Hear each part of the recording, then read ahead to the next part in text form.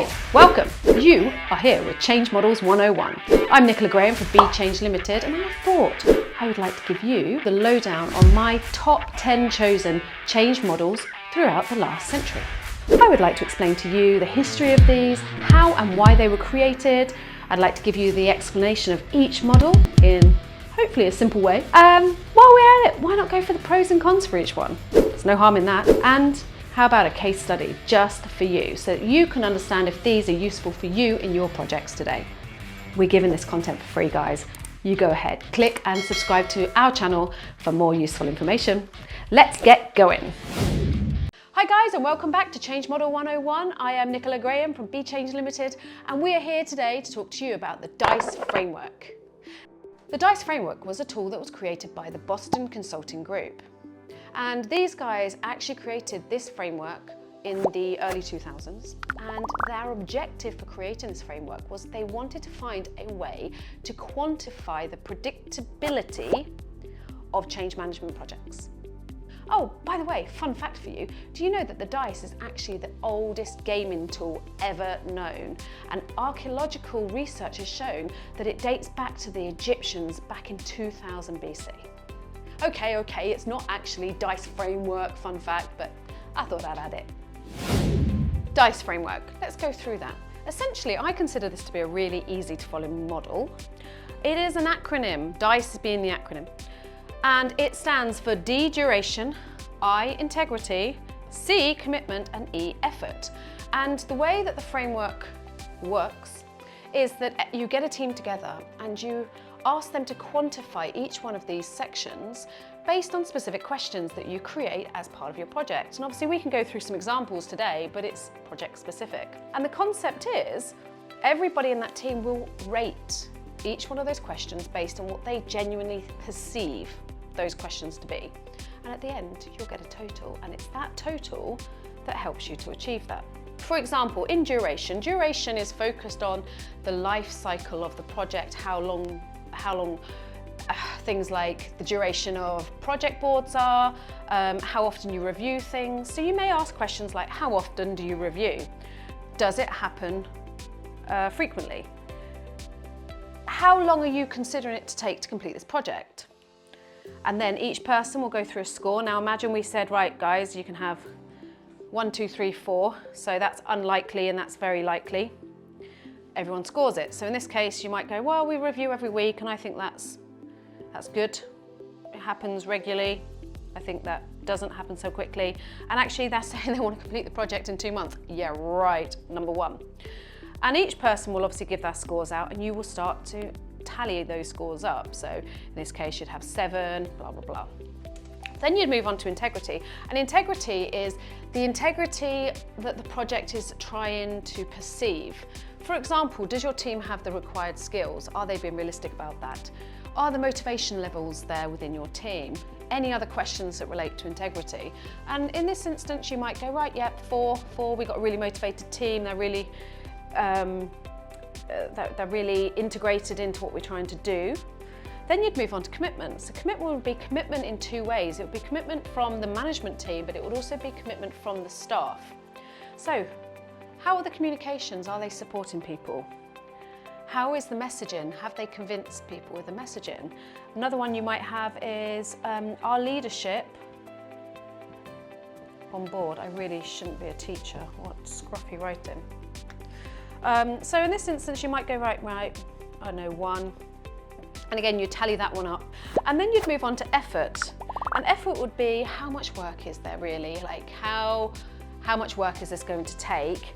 And are the people doing it comfortable with it? Do they really know what they're needing to do? For example, if you're expecting a team person to do something they've never done before and they've got to learn on the job, then you might want to score this lower. So it might be that you go, right, okay, actually, we're not being realistic with the amount of work there is. There's more than what the project is perceiving it to be. So then what you'd do is obviously everyone would mark their own their scores, you'd get a tally up, and then you would get a total, and that total may be, say, 1,000 out of, oh, I don't think it'd be 1,000, wouldn't it? Let's redo that. I mean, realistically, if we're doing 1, 2, 3, 4, it's not gonna be 1,000. But let's say that you've got 10 people marking that, and essentially that means that we can have, what, 400 as a total? Do that again. Maybe you get 250 out of the 400 because 10 people are marking that and the top score is 4, then you know that actually what you're suggesting from your existing projects, get my words out, let's do that one again. So essentially what you're doing here is you are suggesting that actually your project is saying it's going to do X, Y, and Z, time, quality, and cost, and it's more than likely to achieve it based on everyone's perception of what they perceive your project to be. Okay, now let's talk about some pros. Pro 1 is that it's quantitative, right? So you guys can measure this. It's numeric, it's clear, it's data-driven, and you get a great way to quantify your project in any moment in time. However, that does lead on to one of the cons. It's static assessment is a con, which means that you can get that quantitative, but it's a snapshot in any moment of time. And ultimately, things can change. It doesn't take into consideration your environment, for example, and what's going on. Another pro is that it's focused on key variables, which means that you can actually focus specifically into areas that you want to. You can ask those questions to gauge the response, and it really gives you that honed in focus. Another one is it's easy to use. I mean, I don't know about you, but I found that really, really simple to follow. So anyone can do it, and you can pick it up tomorrow and roll with it. That's pretty good in my eyes. 2 more cons for you. Obviously, I said one before, but one of the cons for me is it is oversimplified. Essentially, what it does is it catches only a variable amount of change. And also it's limited in qualitative analysis, which means that actually, if you think about the dynamics of team and culture, you need to be able to measure that as well. And this really doesn't focus on that area. So let's move on to a case study. Ding! And here we're back to magic whiteboards. So in this case study, I wanted to give you an example which really focused and honed in on a system. And we're going to go into a global manufacturing firm here. Yes, that's supposed to be chimney smoke from the factory. Told you I was never good at drawing. And essentially what they want to do is they want to implement an ERP system, which is an enterprise resource planning system. Okay, so that's going to be a massive change for all of the employees going forward. Obviously they're going to have to do their resource planning into that, amongst other things.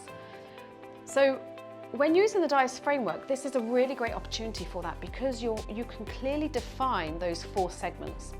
So in this example here, we're going into duration, and we're going to say that we expect that the implementation of the ERP system is going to take 24 months. And we're going to do that by quarterly reviews. Team, what do we think? Let's rate that. Then we're going to go into the integrity, and the integrity, the question asked there is, do the existing team members have the skills in ERP? i.e., does anyone in our team actually know what an ERP system is? Have they deployed one before? All of those questions need to come out. Ask that group, the working group, those questions. Commitment. Senior management commitment. Are they committed? Do they know what it is? Are they willing to do it? Are they willing to roll it out? Do they support the cause?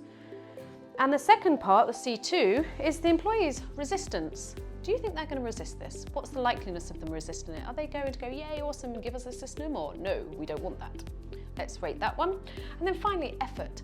How much effort is this going to take for our team? Do they have the capacity to do it? Are you expecting them to stop their day jobs to do this implementation? Or is it part of their day jobs moving forward? And therefore, what is their actual effort, their true effort for this? Okay, so everyone rates this one.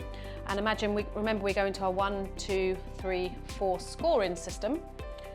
And then everyone can rate it. So 24 months, yeah, I think that's realistic, likely. Quarter reviews, I think we need more, so I'm going to go down to 2.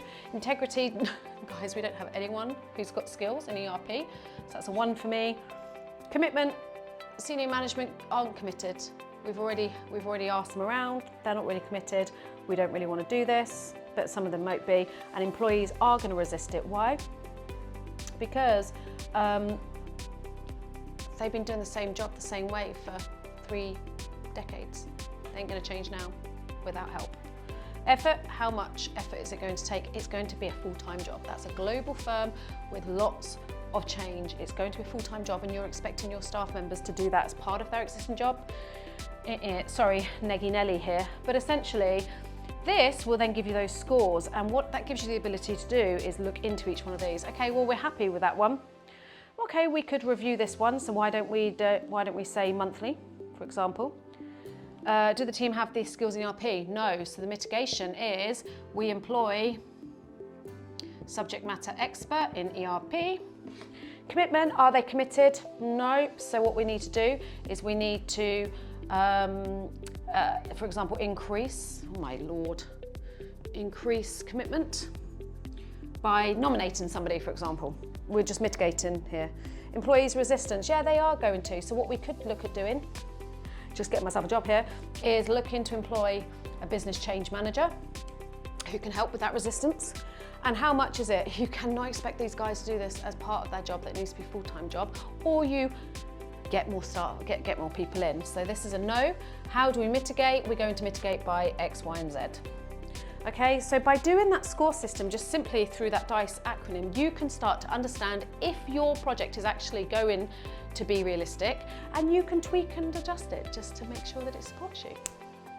So that is the DICE framework. I hope that made sense to you, and keep subscribing for more content coming your way. And that's a wrap. I hope you enjoyed today's content. Don't forget, guys, click and subscribe for more content coming your way very soon. And whilst you're at it, how about something free of charge? Yeah, that's right. I said free of charge. Sign up now, www.bechange.co.uk, where we are giving you a free change management course. That's right, the Build, Excite, Equip Foundation course, where we will educate you within 2 hours exactly why change management is crucial to project teams, but also how project teams can do this role within their existing activities. That's right, you truly can take people on that journey with you in your projects, and you can improve your project success. I promise you improved return on investment. Check it out today. Bye-bye.